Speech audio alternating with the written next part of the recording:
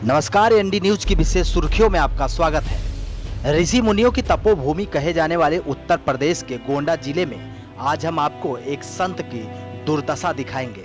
ये बाबा थाना परसपुर के पस्का संगम तट किनारे एक कुटी में रहते हैं। सरयू नदी की बाढ़ का पानी इतना बढ़ गया कि बाबा की कुटी भी जलाशय हो गई। पहले बाबा की चिंता पेट की रोटी के लिए ही थी, लेकिन इन दिनों रहने के लिए भी बड़ी समस्या सामने आ गई। ये वो पस्का सूकर खेत है जहां स्वयं नारायण ने अवतार लिया था। ये वो संगम तट है जहां प्रत्येक वर्ष विशाल मेला लगता है और उस दौरान दान दाताओं का हुजूम जमा होता है। लेकिन जब आज उसी संगम तट पर एक संत को पेट की रोटी भी नहीं मिल पाती, तो कोई धर्मात्मा उनका हाल पूछने नहीं आया। इतना ही नहीं, बाबा की मदद करने के लिए पड़ोस में रहने वाले लोग भी नहीं आते हैं। आज के दिनों में संत और गाय पर राजनीति करने वालों की भरमार है, लेकिन धरातल पर न तो संतों का कुछ होने वाला है और न ही गौ माता के लिए कोई कुछ करने वाला है। इन दोनों का भविष्य अधर में है। यह सूचना मिलते ही गोंडा संवाददाता शिवशंकर मिश्रा बाबा के कुटी में पहुंचे और उनका हाल जानने की कोशिश की, लेकिन संगम तट पर अपने जीवन का एक एक पल बड़ी मुश्किल से काटने वाले संत ने जो जवाब दिया वो दिल को झकझोर देने वाला था। ग्राम सभा पस्का के तिरमोहानी घाट पे खड़े हुए हैं, जहां लोगों ने हमें सूचना दी कि एक नागा बाबा यहां रहते हैं और लगभग 35 वर्ष से यहीं पे रह रहे हैं। इनका निवास स्थान यहीं पे है और हर वर्ष जलभराव यहां हो जाता है और इनकी कोई सुध लेने के लिए नहीं आता है। आइए मिलते हैं कि महाराज जी हैं, नागा बाबा हैं, उनसे पूछते हैं कि बाबा जी आप यहाँ किस तरीके से अपना जीवन यापन करते हैं और क्या सुविधाएं सरकार से मिल रही हैं या नहीं मिल रही हैं। महाराज जी हमें ये बताएं, आप कितने वर्षों से यहाँ रह रहे हैं? साहब 35 वर्ष हो गए यहाँ पे। यहाँ में कोई सुविधा नहीं मिलता है, ना यहाँ कोई चक्कर आता है। जी जी, यहाँ पे आपकी कोई सुध लेने वाला नहीं आता है? नहीं जी, कभी नहीं। शासन या प्रशासन की तरफ से कोई सुविधा नहीं है यहाँ पे। बोलते जाइए। कोई सुविधा नहीं है, ना कोई हमको चाहता है।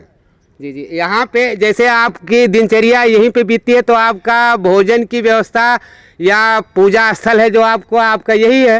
हमारा सब कुछ यही है। जी जी, यही है, यहीं से। जी, तो आपके भोजन की व्यवस्था या पूजन सामग्री की व्यवस्था कौन करता है? सब अपने आप करता, हमारा ये मालिक है। और यहाँ जैसे ग्राम सभा में प्रधान है या अन्य लोग वरिष्ठ लोग हैं, वो लोग कभी नहीं। ये एक चावल का कोई देने का इनकार है हमको। जी जी, आपको यहाँ कुछ कोई देता नहीं है? कभी नहीं जी, कभी नहीं देता हमको कुछ भी। 35 साल से कहीं न किसी दरवाजे जाता हूँ मांगने में। जी जी, आप कहीं मांगने भी नहीं जाते नहीं। हैं। और इसी कुटिया में आप? ये कुटिया में रहता हूँ, कुटिया का बंदोबस्त करता हूँ। जी जी जी महाराज जी, यहाँ के जो प्रधान जी हैं उनसे आप ये नहीं बताए कि ये समस्याएं हमको हो रही हैं, इस जल भराव में हम रह रहे हैं, कहीं ऊपर आपका ये स्थान बनवा देते ताकि? कभी नहीं, उनको कई बार गया, प्रधान जी सुन लीजिए, कभी नहीं किया।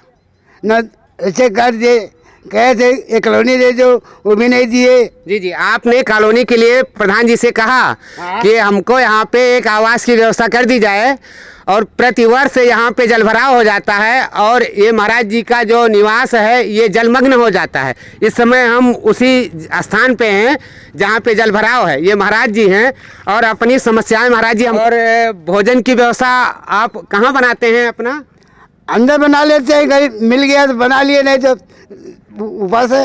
जी, मैं अपने कैमरामैन से चाहूँगा जरा महाराज जी की कुटिया को एक बार दिखाएं। ये है महाराज जी का स्थान जहाँ रहते हैं।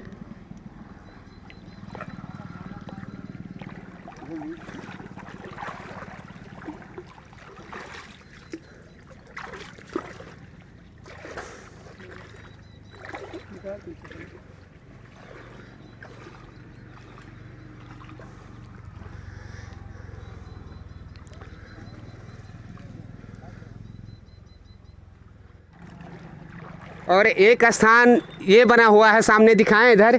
एक मैदानी बाबा आए हुए थे, जो संगम का मेला प्रतिवर्ष लगता है और यहाँ पे साधु संत आते हैं कल्पवास के लिए। 15 दिन का कल्पवास होता है, उसी में आए हुए थे मैदानी बाबा, जो उन्होंने एक महावीर हनुमान का मंदिर बनाया हुआ है और वो यहाँ से मंदिर बना के जा चुके हैं। इधर ये बंधे पे देखें बेसहारा गौवंश इधर उधर भटक रहे हैं, इनकी भी कोई देख रेख करने वाला नहीं है।